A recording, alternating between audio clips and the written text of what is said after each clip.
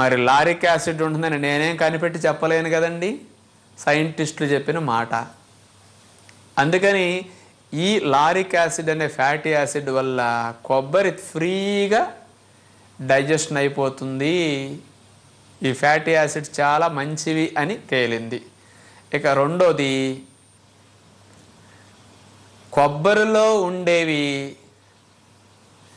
Medium chain fatty acids. మనం ఏ కొవ్వు పదార్థాన్ని తిన్నా అందులో లాంగ్ చైన్ ఫ్యాటీ యాసిడ్స్, నూనె వాడతాం కదా రకరకాలుగా, long chain fatty acids, medium chain fatty acids ఇట్లా ఉంటాయి అన్నమాట. ఈ కొబ్బరిలో ఉన్న కొవ్వు పదార్థాలు మీడియం చైన్ ఫ్యాటీ యాసిడ్స్గా ఉంటాయట ఎక్కువ.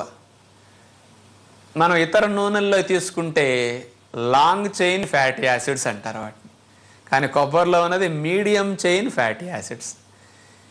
ఇవి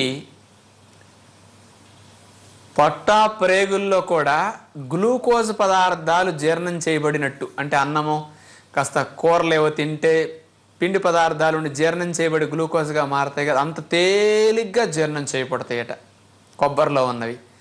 ఇక రక్తములోకి ప్రయాణించేటప్పుడు లివర్లోకి ముందు వెళతాయి. లివర్లో నుంచి గ్లూకోజ్ పదార్థాలు వెళ్ళినట్టుగానే కణాల లోపలికి వెంటనే వెళ్ళిపోతాయట. అదే నూనె పదార్థాలు మనం ఏదన్నా వేరుశెనగ నూనె, నువ్వుల నూనె ఇట్లాంటివి వాడామనుకోండి, ఇతర కొవ్వులు, అవి గ్లూకోజ్ పదార్థాలు వెళ్ళినట్టుగా వెంటనే శక్తినివ్వటానికి వెళ్ళలేవు. ఇవి అంచులమ్మట పేరుకుంటూ ఉంటాయి. రక్తనాళాల గోడల్లో కణాల లోపలికి వెళ్ళాలంటే వెంటనే వెళ్ళలేవు, అనేక కెమికల్ చేంజెస్ జరగాలి, ఎంజైమ్స్ ఉత్పత్తి అవ్వాలి. కానీ కొబ్బరిలో ఉన్న మీడియం చైన్ ఫ్యాటీ యాసిడ్స్ వల్ల ఇది గ్లూకోజ్ లాగా కణం లోపలికి ఎంటర్ అయ్యి ఎనర్జీని గ్లూకోజ్ లాగానే దాని తర్వాత వెంటనే ఇవ్వటానికి ఉపయోగపడుతూ ఉంటుందట. కొవ్వు పదార్థాలలాగా లేటుగా వెళ్ళటం అనేది ఉండదట. మరి అది ఉన్నది. ఇంకొకటి సైంటిఫిక్గా ఏం తేల్చారంటే, ఈ మీడియం చైన్ ఫ్యాటీ యాసిడ్స్ అనేవి కణం లోపలికి వెళ్ళాలంటే 2 పొరలు దాటి వెళ్ళాలి.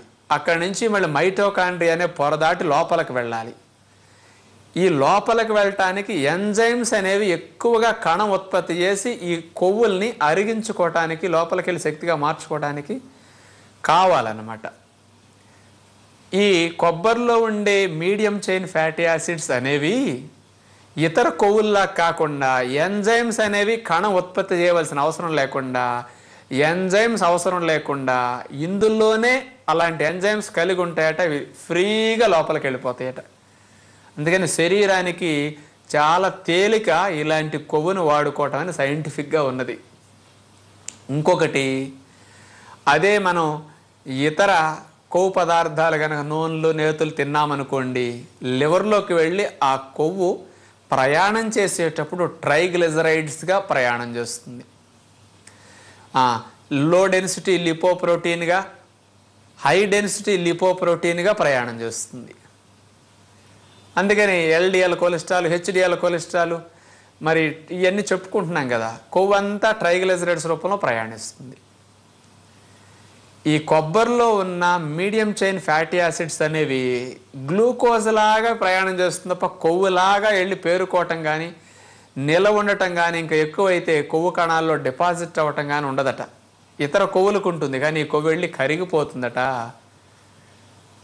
అంత తేలిక ఫాములో ఉండే సహజమైన కొవ్వట కొబ్బరిలో ఉన్నది.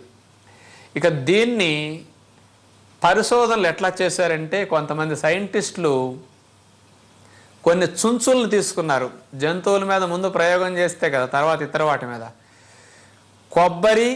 కొబ్బరి నూనె వాడి ఆ పదార్థాలను కొన్ని చుంచులకు పెట్టారు.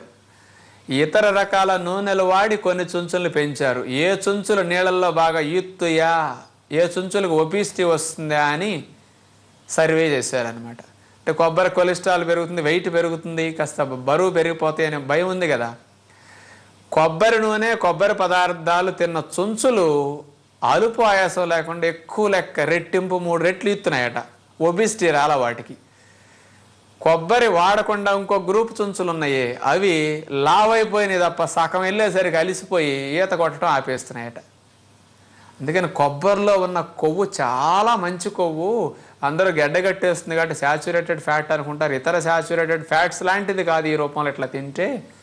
అందుకని ఇతర నూనెలు వాడేదానికంటే కొబ్బరి నూనె వంటల్లో వాడుకోవడం ఇంకా శ్రేష్టమని అమెరికన్ సైంటిస్టులు వాళ్ళ స్టడీస్లో రాశారనమాట. ఫిలిప్పీన్స్ అనే దేశంలో ఎయిడ్స్ రోగుల్ని 2 భాగాలుగా చేసి, ఒక భాగం ఎయిడ్స్ రోగులకి రోజుకు ఒక కొబ్బరి చెప్ప పెట్టారండి, మరో భాగం వాళ్ళకి ఇతర నూనెలు పెట్టారు కొవ్వు కింద. ఎవరైతే కొబ్బరి చెప్ప రోజు తిన్నారో వైరస్ లోడ్ అనేది, వైరస్ క్రిముల యొక్క ప్రభావం చాలా తగ్గిందంట వీళ్ళకి. వాటి శాతం, వైరస్ క్రిముల శాతం బాగా తగ్గిందట కొబ్బరి తిన్న వాళ్ళల్లో. రెసిస్టెన్స్ని పెంచడానికి కొబ్బరి అంత మంచిది అని ఫిలిప్పీన్స్ స్టడీ మనకు ప్రచురితం అయినప్పుడు అప్పుడప్పుడు కనపడుతుంటాయి కదా చూస్తే, అలా ఉంది. అందుచేత ఈ లెక్కలు చూసుకుంటే కొబ్బరి ఎంత ఆరోగ్యకరమైన ఆహారమో మీకు అర్థమైందా? మరి ఇలాంటి కొబ్బరిని మనం తెలుసో తెలియకో దూరం చేసుకుంటున్నాం. ఏదో దేవుడు కొట్టినప్పుడు చెప్పలు మిగిలితే తింటాం తప్ప ఆరోగ్యానికి ఇంత అవకాశం కొబ్బరిలో ఉంది, ఇంత చవకైన మేలైన ఆహారం అని కొబ్బరిని మనం తెలుసుకోలేకపోయాం. ఇంతకాలం వైద్య శాస్త్రాలన్నీ కొబ్బరి, వేరుశనగ పప్పులు, జీడిపప్పులు, బాదం పప్పులు, పిస్తా, నువ్వులు ముట్టుకోవద్దని చెప్పాయి. వాళ్ళ అవగాహన లోపం ఇప్పుడు అర్థమై వైద్య శాస్త్రాలన్నీ మారాయి. ఇలాంటి ఆహారాలకు అనుమానం వద్దు అని స్పష్టం చేస్తున్నాయి. అందుకని నిరభ్యంతరంగా మనందరం కొబ్బరి చట్నీ తినొచ్చు, కొబ్బరి పదార్థాలన్నింటినీ చక్కగా వాడుకోవచ్చు. ఇప్పుడు మనం చెప్పుకున్న పచ్చి కొబ్బరిని ఎలా వాడుకోవాలి అనే విషయాన్ని తదుపరి కార్యక్రమంలో మనం తెలుసుకోబోతున్నాం. కొబ్బరి పాలు ఎట్లా తీసుకోవాల్సి వస్తుంది, కొబ్బరి ముక్కలు, కొబ్బరి తురుము, కొబ్బరి యొక్క ప్రొడక్ట్స్ని వాడకం కొంత తెలుసుకుంటూ కొబ్బరి బొండం యొక్క విశిష్టత గురించి మీకు తెలియజేయబోతున్నాం. కొబ్బరి నీళ్ళల్లో పోషక పదార్థాలు ఎలా ఉంటాయి, లేత కొబ్బరిలో పాకుడుగా ఉన్నప్పుడు పోషక పదార్థాలు ఎలా ఉంటాయి, కొబ్బరి నీళ్లు ఏ సందర్భాల్లో ఎంత మేలు చేస్తాయి, ఫలాలన్నిటిలో నారికేల ఫలం ఉత్తమమైన ఫలం అసలు. అందుచేత అలాంటి కొబ్బరి బొండాలు, కొబ్బరి యొక్క విశిష్టత గురించి ఈ 2 ఎపిసోడ్స్లో మనం తెలుసుకునే ప్రయత్నం చేస్తున్నాం. తదుపరి కార్యక్రమాన్ని కూడా మీరు వింటే కొబ్బరి బొండం విశిష్టత అర్థమవుతుందని ఆశిస్తూ అందరికీ సెలవు. నమస్కారం.